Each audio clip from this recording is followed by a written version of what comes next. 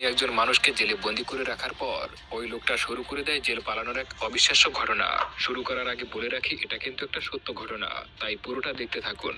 আর অবশ্যই চ্যানেলটি সাবস্ক্রাইব করবেন। কাহিনীটি শুরু হয় 1940 সালে। এই ছেলেটার নাম হলো পল জেলেন। সে একজন শ্বেতাঙ্গ অ্যাক্টিভিস্ট। বর্তমানে সে আফ্রিকার ন্যাশনাল পার্টির হয়ে কাজ করে। গল্পের শুরুতেই দেখা যায় পল তার দুই হাতে দুইটা ব্যাগ নিয়ে কোথাও যেন যাচ্ছে। আর সে একটা ব্যাগ আবর্জনার স্তূপের উপর রেখে দেয়, অন্যটা রেখে দেয় অন্য একটা গাড়ির পাশে। এরপরে সে তার বন্ধু লিকে একটা সংকেত দেয়, যাতে করে সে প্ল্যান অনুযায়ী কাজ সম্পন্ন করতে পারে। তাদের পরিকল্পনা হলো ব্যাগগুলোর মধ্যে থাকা বিস্ফোরক ওই লোকজনের মধ্যে যেন অ্যাক্টিভ হয়ে যায়। কথা মতো তাই হয়। আর একটু পরে ব্যাগ দুটো থেকে দুটো বিস্ফোরক ঘটে। আসলে এই বিস্ফোরক কোনো বিপজ্জনক কিছু ছিল না। ব্যাগের ভেতর থেকে শত শত লিফলেট রাস্তার মধ্যে উঠে পড়ে। লিফলেটে লেখা ছিল এই অ্যাপারথাইটের বিরুদ্ধে কিছু কথাবার্তা, অর্থাৎ সরকারের বিরুদ্ধে কিছু কথাবার্তা। তাদের এই প্ল্যান সাকসেসফুল দেখে তারা দুজনেই সেখান থেকে পালাতে শুরু করে, কিন্তু দুর্ভাগ্যজনকভাবে তারা দুজনেই পুলিশের হাতে ধরা পড়ে যায়।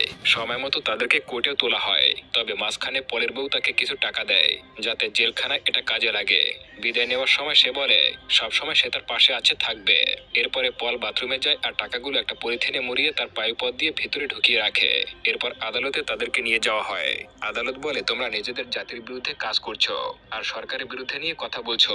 এটা বড়সড় একটা অপরাধ ছিল।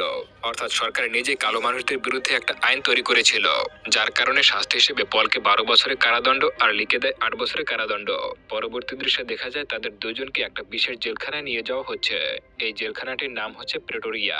এটা বিশেষভাবে শ্বেতাঙ্গ অপরাধীদের জন্য তৈরি করা হয়েছে। এরপর তাদের দুইজনকে জেল অফিসার মার্টিনের হাতে তুলে দেয়। তাদের কারাগারে নিয়ে যাওয়া হয় আর মার্টিন তাদেরকে এখানকার সবকিছু বুঝিয়ে দেয়। পল তখন চারপাশে সবকিছু দেখতে থাকে আর দেখতে পায় এখানে অটোমেটিক কিছু গ্রিল দরজা আছে, অসংখ্য নিরাপত্তা বেষ্টনী আছে। আর এই জায়গাটা বাইরের জগৎ থেকে সম্পূর্ণ আলাদা। কিছুক্ষণ পরে মার্টিন তাদেরকে নির্দিষ্ট একটা ছেলে নিয়ে যায়।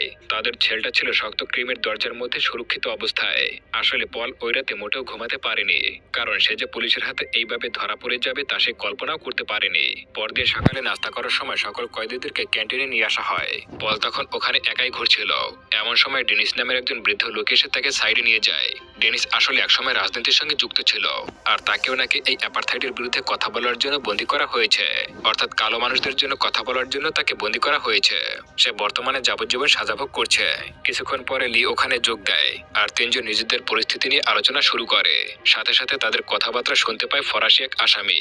এরপর দিনের বেলায় তাদেরকে ব্যায়াম করার জন্য সূর্যের আলোতে নিয়ে আসা হয়। ওই সময় ড্যানিস তার বন্ধুদেরকে কারাগারের নকশা সম্পর্কে কিছু ব্যাখ্যা করছিল। কারাগারের এই দেয়ালগুলো 32 ফুট উঁচু।